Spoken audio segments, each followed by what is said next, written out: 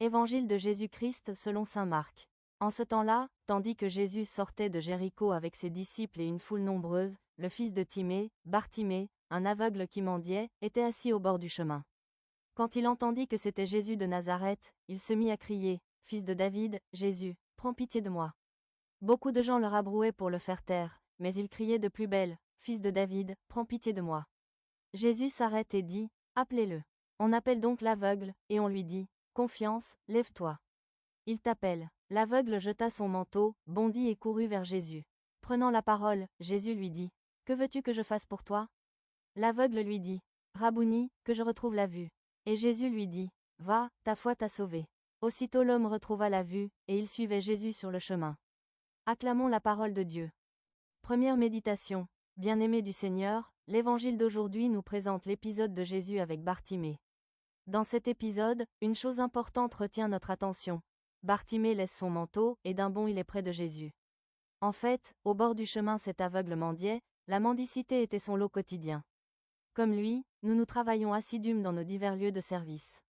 Et nous avons déjà d'une manière ou d'une autre rencontré le Seigneur, parfois aidés et encouragés par notre entourage, nos proches ou même des inconnus.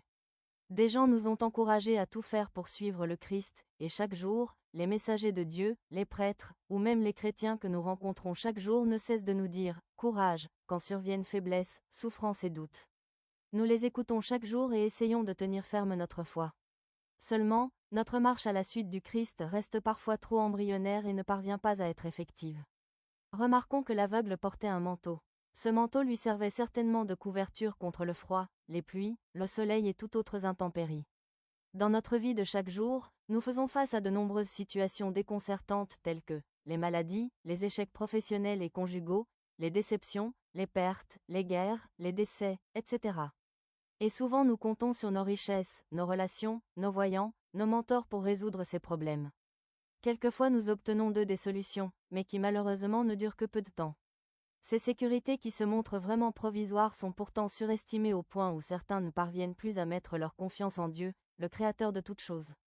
L'aveugle Bartimée a laissé son manteau, et a ensuite bondi pour être plus proche du Christ. Comme lui, apprenons à nous départir de nos sécurités matérielles qui miroitent un bonheur illusoire à nos yeux et nous retiennent en nous rendant parfois esclaves de la souffrance. Ainsi, nous serons libres et capables de bondir comme des biches pour embrasser plus intimement le Christ. Notons justement que c'est après son bond que Jésus lui demande ce qu'il veut. Et à sa demande de recouvrer la vue, Jésus le guérit et le sauve. Dieu reconnaît notre assiduité dans nos tâches quotidiennes, mais il attend que nous venions à lui dans une totale et ferme confiance, et alors il nous accordera tout ce dont nous avons besoin.